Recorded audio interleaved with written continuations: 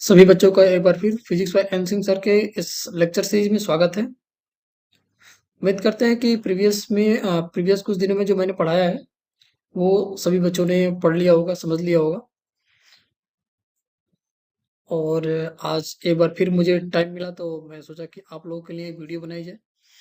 Further आपका जो topic होने वाला है, ठीक है, उस पर बेस्ड। तो हम लोगों ने अभी तक पढ़ा है चार्ज के बारे में। आई थिंक पेन का कलर चेंज कर लेना चाहिए, तो मैं इसको रेड रखता हूँ। ओके,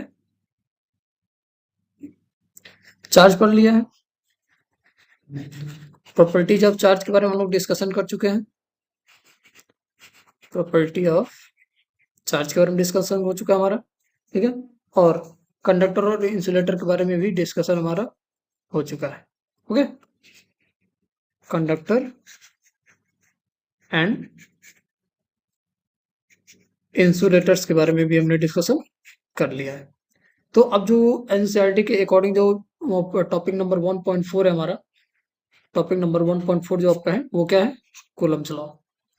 ओके, ये पेन मुझे विजिबल नहीं हो रहा है क्लियरली, तो मैं क्या करता हूँ,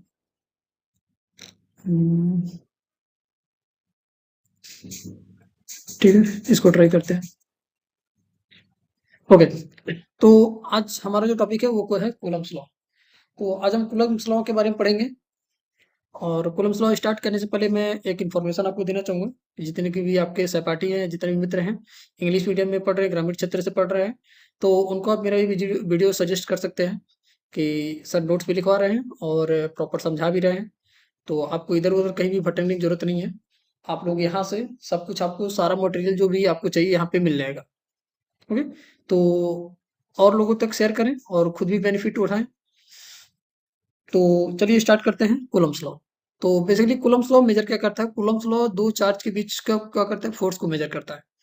ओके, तो अगर हम लोग बात करें कि अगर कोई तुमसे आपसे पूछ रहे कि कूलम्ब्स लॉ क्या मेजर कर सकता है या कूलम्ब लॉ क्या मेजर करता है, तो हम लोग क्या बताएंगे? Coulomb's law, Coulomb's law basically measures measures the force measures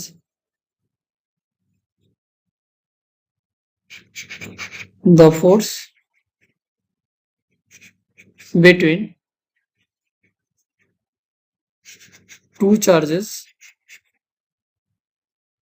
okay, placed at some placed at some finite distance finite distance in free space or any medium or any medium any medium। Okay, उन्होंने major किया दो charge को free space में या किसी medium में, दो medium में रख करके क्या किया जाता है? मेजर किया जाता है। और वहां से हम लोग फोर्स को क्या करते हैं? कैलकुलेट करते हैं। ठीक है, सपोज कर ले कि एक हमारे पास चार्ज है, हमारे पास यहाँ पे एक Q1 चार्ज है और उससे R डिस्टेंस पर एक दूसरा चार्ज है। ठीक है, सपोज ये क्या है? Q2, और बीच का डिस्टेंस कितना है? R। तो Q1 Q2 पे कितना फोर्स लगा रहा है और Q2 Q1 पे फोर्स कितना लगा रहा है, उसको मेजर करने के लिए हम लोग हमेशा क्या करेंगे? कूलम्ब्स लॉ का ही यूज करेंगे। ओके, चाहे वो फ्री स्पेस में रखे हो या किसी मीडियम में रखे हो।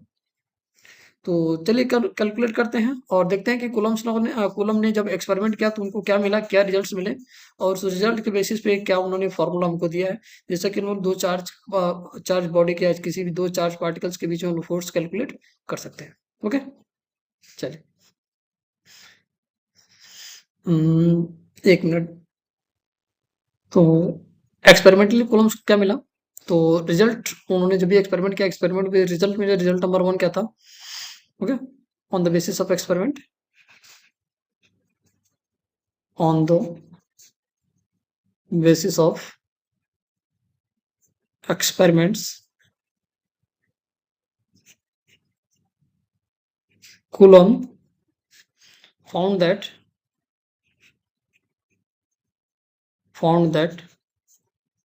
क्या पाया मिला उनको? पहला, force between two charges is directly proportional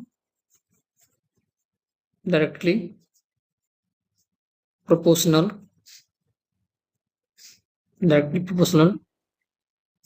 to the product of directly proportional to the product of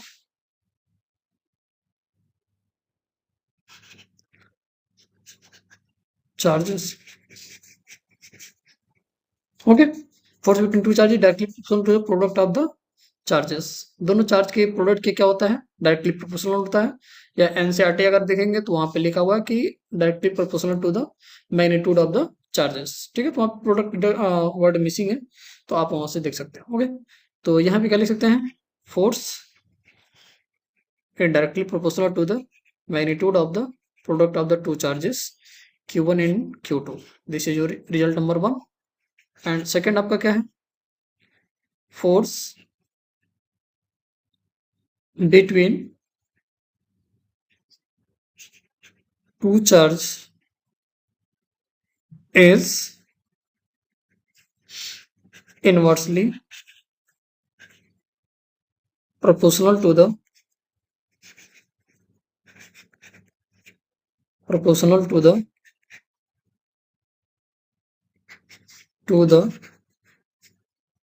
square of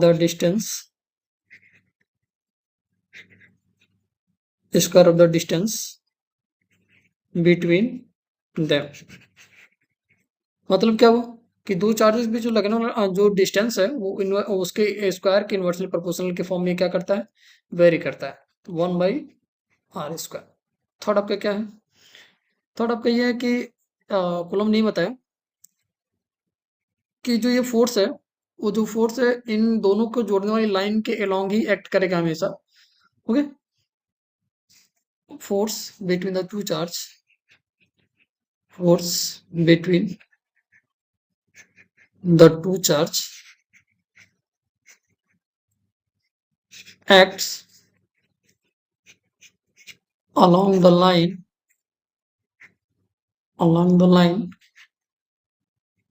joining the two charges। Okay, अब जो तीनों हमको रिजल्ट मिले उन तीनों रिजल्ट को क्या करते हैं? समराइज करते हैं। ओके, फ्रॉम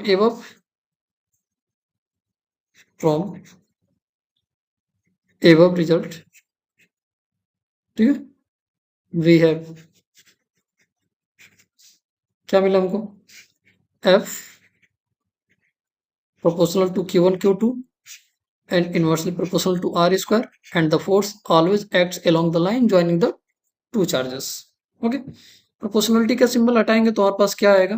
प्रोपोर्शनलिटी का सिंबल हटाएंगे तो हमारे पास एक कांस्टेंट आएगा जिसको हम लोग बोलते हैं कूलम कांस्टेंट। क्या बोलते हैं? Coulomb constant. तो इस कूलम कांस्टेंट की वैल्यू कितनी होती है? 1/4 pi epsilon not Q1 Q2 upon R square unit vector r cap, where 1/4 pi epsilon naught has values 9 into 10 raised power 9। Okay, और यूनिट अगर लिखेंगे तो कितना हो जाएगा आपका यूनिट? कूलम स्क्वायर पर न्यूटन मीटर स्क्वायर। यहाँ पे बेसिकली फोर्स है तो इसका यूनिट क्या होगा? न्यूटन होगा, बट यहाँ पे 1/4 पाई एप्सिलॉन नॉट की जो वैल्यू है, ठीक है, वो आप उसका जो यूनिट है वो आपका क्या हो जाएगा? कूलम स्क्वायर पर न्यूटन मीटर स्क्वायर। ओके, तो और ये तो 1/4 पे एप्सिलॉन नॉट की वैल्यू होगी 92 × 10⁻⁹ कूलम स्क्वायर पर newton metre square. But epsilon naught की अगर वैल्यू हम लोग देखें तो एप्सिलॉन नॉट की वैल्यू क्या हो जाएगी, ठीक है। 1 मिनट, बेसिकली इसका कांस्टेंट है, तो इसकी वैल्यू 9 × 10⁻⁹ हो गया। एप्सिलॉन नॉट की वैल्यू कितनी होती है, 8.85 into 10⁻⁻12। Okay,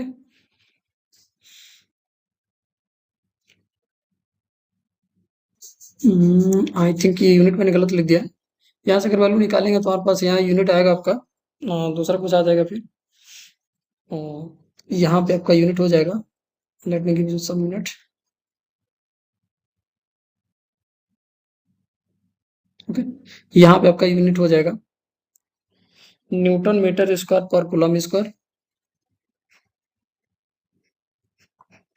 Newton metre square पर कूलम स्क्वायर, और 8.85 का अगर वैल्यू निकालें तो हमारे पास आएगा कूलम स्क्वायर पर न्यूटन मीटर स्क्वायर। ओके, तो ये तो बेसिकली आपका कूलम्स लॉ है। इसको वेक्टर फॉर्म में बोल सकते हैं, लेकिन वेक्टर फॉर्म में अगर एनसीईआरटी आप बार बार मैं बोल रहा हूँ, अगर एनसीईआरटी आप देखेंगे तो एनसीईआरटी में आपको डिफरेंट ही मिलेगा थोड़ा सा, ठीक है। तो वहाँ पे उन्होंने क्या लिया है, कोऑर्डिनेट लेकर के वहाँ पे आपको समझाया हुआ है, तो वहां से भी आप समझ सकते हैं कि एक कोऑर्डिनेट लेकर के हम लोग क्या कर सकते हैं, फोर्स को कैलकुलेट कर सकते हैं, ठीक है। तो हम अपने इसके बारे में अगर हम लोग बात करें Q1 Q2 अपन R स्क्वायर F, और यहाँ पे दो चार्ज हमने जो रखा था, एक मिनट, यहाँ पे Q1 और Q2 दो हमारे पास जो चार्ज है, तो मान लेते हैं कि Q1 Q2 पे कितना फोर्स लगा रहा है, Q2 Q1 पे कितना फोर्स है उसको मान लेते हैं कि Q1 जो है Q2 पे फोर्स कितना लगा रहा है, मान लेते हैं force on second due to 1, ठीक है। तो force on second due to 1 कितना हो जाएगा, तो force on second due to 1, force on, लिखने का तरीका बता रहे हैं, force on charge Q2 due to Q1। Okay, तो कितना हो जाएगा, उसको हम लोग लिख रहे हैं F21। लिखने का तरीका देखिएगा, F21 क्या है, force due to 1 on charge 2। Okay, इसकी वैल्यू हो जाएगा 1/4 pi epsilon naught if they are placed in free space और वैक्यूम। आगे हम डिस्कस करेंगे, मीडियम चेंज होगा तो क्या होगा, Q1 Q2 मैग्नीट्यूड चेंज नहीं होगा, तो इस पे मॉड भी लगा सकते हैं, और ये क्या होगा आपका R21 का स्क्वायर, यूनिट वेक्टर R21, ये ध्यान दीजिए R21 है, मैं लिख देता हूँ R21। ओके, सेम वैल्यू अगर force on charge due to Q2 on Q1 अगर हम लोग निकालना, और इसको नाम दे हम लोग F12, तो कैसे पढ़ेंगे इसको, अब चाहे तो यहाँ वेक्टर लगा सकते हैं, F12 पढ़ने का तरीका क्या है, force on charge 1 due to charge 2। नहीं आता तो मैं एक बार लिख देता हूं, अब इसको याद कर लीजिएगा। Okay, force on charge Q1 due to Q2। Okay, कितना हो जाएगा आपका F12 1/4 pi epsilon naught mod of Q1 Q2 upon R12 का square. Okay, and unit vector R12 का क्या। तो अगर आप देखेंगे तो इन दोनों फोर्स का जो मैग्नीट्यूड होगा वो हमेशा क्या होगा, इक्वल होगा। इन दोनों फोर्स का अगर हम लोग मैग्नीट्यूड की अगर बात करें तो मैग्नीट्यूड हमेशा क्या होगा, F12 का जो मैग्नीट्यूड होगा वो ऑलवेज इक्वल किसके होगा, F21 के। ओके, बट डायरेक्शन क्या होगा, अपोजिट होगा, F21। यहाँ से एक और बात निकल के आती है कि जो ये कूलॉम्स लॉ है वो न्यूटन्स के थर्ड लॉ को क्या करता है, होल्ड करता है। कूलॉम्स लॉ न्यूटन के थर्ड लॉ को क्या करता है, होल्ड करता है। क्योंकि जब चार्ज Q1 Q2 फोर्स लगा रहा है तो अलोंग द लाइन हमारा जो डायरेक्शन वो अलग है, और जब Q2 Q1 पे फोर्स लगा रहा है तो अलोंग द लाइन डायरेक्शन हमारा क्या है, उसके जस्ट अपोजिट है। इसलिए यहाँ पे क्या हो जाएगा, F12 का मैग्नीट्यूड बराबर होगा बट डायरेक्शन अपोजिट होगा। अब क्वेश्चन ये है कि जब दोनों फोर्स एक दूसरे के ऊपर चार्ज लगा रहे हैं तो फोर्स को देख करके हम कैसे पता लगाएंगे कि हमारा जो लगने वाला फोर्स है वो कब हमारा क्या बोलते हैं, अट्रैक्टिव होगा या रिपल्सिव होगा। क्योंकि बेसिकली अगर हम लोग बात करें तो हमारा जो फोर्स है दो प्रकार का है, अट्रैक्टिव और रिपल्सिव। ओके, तो अट्रैक्टिव और रिपल्सिव हम लोग चार्ज को देख करके बता सकते हैं। अगर इफ Q1 और Q2 दोनों का अगर प्रोडक्ट ग्रेटर देन जीरो हुआ, दोनों का प्रोडक्ट कर लीजिए, दोनों का प्रोडक्ट अगर ग्रेटर देन जीरो आया तो फोर्स क्या होगा, रिपल्सिव होगा। फोर्स का नेचर कैसा होगा, रिपल्सिव। तो कभी कभी एग्जाम में ये भी आ जाता है कि दो चार्ज Q1 Q2 है, ठीक है, और उन दोनों को उन दोनों पे लगने वाला जो फोर्स होगा अट्रैक्टिव होगा, रिपल्सिव होगा, तो उसको हम लोग क्या कर सकते हैं, बता सकते हैं यहाँ से। But if Q1 and Q2 का प्रोडक्ट लेस देन क्या होगा, जीरो हुआ, then force will be attractive. Force क्या होगा, अट्रैक्टिव होगा। तो या इसके जस्ट अपोजिट भी हम लोग कर सकते हैं। इसको जस्ट अपोजिट लैंग्वेज में कहने का मतलब ये है कि अगर फोर्स रिपल्सिव हो रहा है तो मतलब कि दोनों फोर्स या तो पॉजिटिव पॉजिटिव होंगे या तो नेगेटिव नेगेटिव होंगे। अगर फोर्स अट्रैक्टिव है तो एक प्लस मतलब कि एक नेगेटिव होगा, एक पॉजिटिव होगा, या तो एक पॉजिटिव का नेगेटिव होगा। तो यहाँ से हम लोग क्या कर सकते हैं, जान सकते हैं। ओके, फोर्स का यूनिट यहाँ पे क्या हो जाएगा, तो फोर्स का यूनिट तो आपको पता होगा, फोर्स का जो यूनिट होता है वो क्या होता है, न्यूटन होता है। क्या होता है, न्यूटन। बट अगर एम के सिस्टम में अगर हम लोग बात करें, एम के सिस्टम में यहाँ अगर यूनिट कितना हो जाएगा, ठीक है, तो कितना हो जाएगा आपका फोर्स का यूनिट, यहाँ पे जो यूनिट होगा वो कितना हो जाएगा, वो देखिएगा। क्यू का यूनिट क्या होता है, कूलॉम, इंटू कूलॉम कितना हो जाएगा, coulomb square, okay, upon metre square, क्योंकि डिस्टेंस का यूनिट क्या होता है, मीटर, तो मीटर स्क्वायर। डायमेंशन की अगर बात करें यहाँ पे डायमेंशन कितना हो जाएगा, तो एफ का जो डायमेंशन होगा यहाँ पर वो देखिएगा, कूलॉम को हम लोग लिखते हैं 80 और इसका स्क्वायर है तो कितना हो जाएगा, AP2 TP2। हालांकि स्क्वायर नहीं पढ़ते, उसको पावर पढ़ सकते हैं, AP2 TP2। और मीटर को हमेशा L से लिखते हैं तो ये कहाँ जाएगा, ऊपर जाएगा, और इस पर कितना हो जाएगा, -2। तो ये फोर्स का यहाँ पर क्या हो जाएगा, कूलम्स लॉ में ये फोर्स का हमारा क्या हो गया, डायमेंशन, और ये क्या हो गया, यूनिट हो गया। ये क्या हो गया, यूनिट। बेसिकली हम लोग इसको नहीं लिखते, हम लोग बार हमेशा क्या लिखते हैं, न्यूटन को ही लिखते हैं। आई होप यहाँ तक कोई दिक्कत नहीं होगा। अब ये तो किसके लिए था, जब हमारे पास जो मीडियम था वो क्या था, फ्री स्पेस था, एप्सिलॉन नॉट, यानी कि यहाँ पे एप्सिलॉन नॉट यूज किया, तो एप्सिलॉन नॉट क्या बताता है, एप्सिलॉन नॉट हमारे पास इसका न्यूमेरिकल वैल्यू में बता दिया, और इसके बारे में अभी बता देता हूँ। इसको बोलते हैं permittivity of free space. Okay, permittivity of free space, इसकी न्यूमेरिकल वैल्यू बताया है 8.85 इंटू 10⁻12 कूलम स्क्वायर पर न्यूटन मीटर स्क्वायर। तो इस यूनिट को ध्यान देंगे, यूनिट भी कई बार आपके बोर्ड परीक्षा में पूछा हुआ है। बट क्वेश्चन ये है कि अगर हम लोग क्या करते हैं, मीडियम को अगर चेंज कर दें, अगर हम लोग मीडियम को चेंज कर दें तो क्या होगा, फोर्स जो दो चार्ज के बीच जो फोर्स लग रहा था उन पे क्या प्रभाव पड़ेगा। ओके, तो ये इंपॉर्टेंट पॉइंट है, इस पर केवल न्यूमेरिकल आएगा तो ध्यान से देखिएगा। If any intervening medium, spelling check कर सकते हैं इसको, इंटरवेनिंग मीडियम, सपोज कोई dielectric medium, dielectrics are placed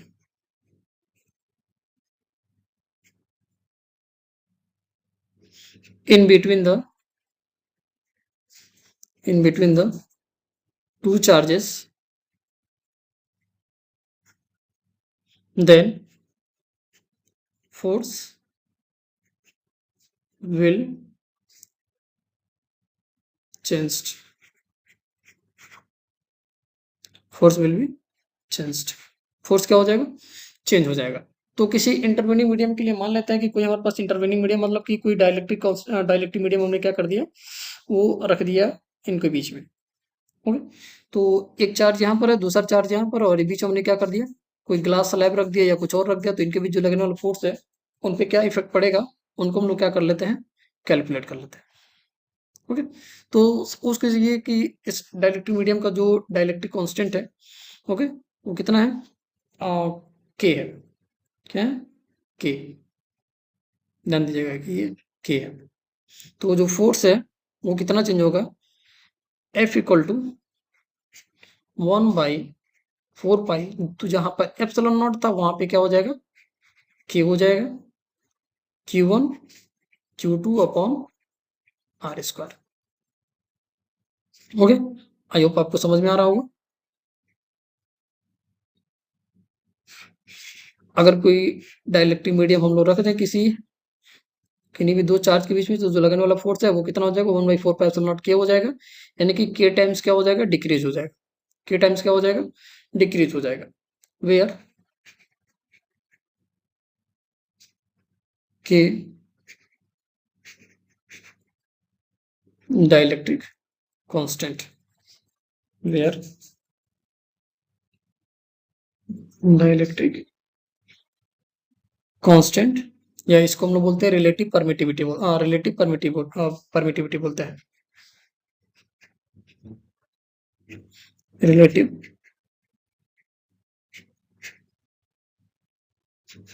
permittivity. तो के का एप्सिलॉन नॉट के साथ क्या रिलेशन है, तो के इक्वल टू क्या होता है, epsilon naught equal to upon epsilon, के equal to epsilon upon, epsilon naught upon epsilon होता है। ओके, तो कभी कभी हम लोग इसको एप्सिलॉन आर से भी रिप्रेजेंट कर देते हैं, तो कंफ्यूज होने वाली बात नहीं है। ओके, तो आई होप आपको ये समझ में आ गया होगा। तो इस के की वैल्यू कौन से मीडियम के लिए कितना होती है, एक दो एग्जांपल यहाँ पे देख लेते हैं। तो ध्यान से देख सकते हैं, के की वैल्यू 1 होती है, किसके लिए, एयर के लिए, वैक्यूम के लिए,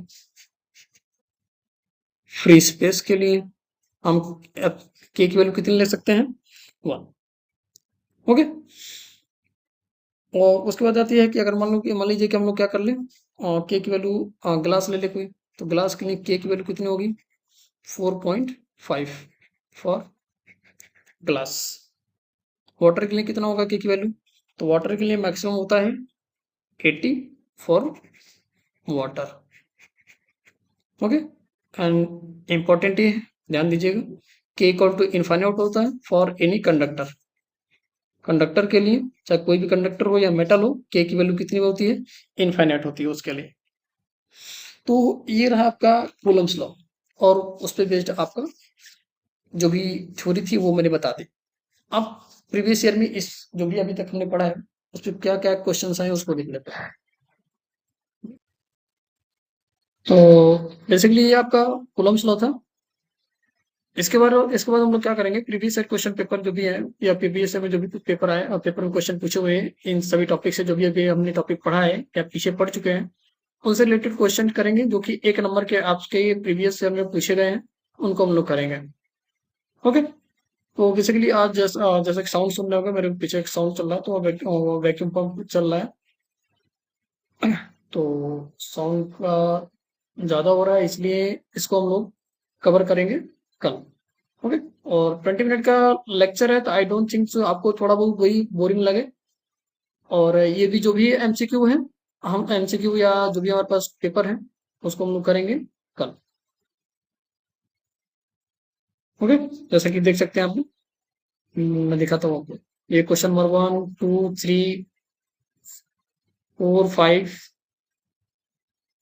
6 7 8, यानी कि 8 क्वेश्चन अभी तक 2022 से लेकर के 2025 तक 1 नंबर के क्वेश्चंस आपसे पूछे गए हैं, और इसी टॉपिक से पूछे गए हैं जो कि आपने पीछे पढ़ा हुआ है।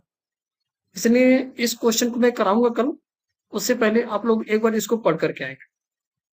ओके, बाकी अपने दोस्तों के साथ शेयर करते रहें जिससे कि उनको भी नॉलेज मिलता रहे। ओके, तो मिलते हैं अगले लेक्चर में, तब तक के लिए अपना ध्यान रखिए और हमसे जुड़े रहिए। धन्यवाद।